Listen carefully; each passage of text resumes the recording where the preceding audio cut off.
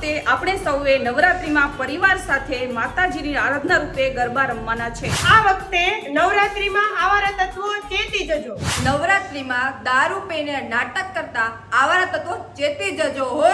તો આ વખતે ગરબામાં નાટક કરતા આવારા તત્વો ચેતી જજો। તો આ વખતે નવરાત્રીમાં છેડતી કરતા આવારા તત્વો ચેતી જજો હો। તે નવરાત્રીમાં કાયદો તોડતા અસામાજિક તત્વો ચેતી જજો હો।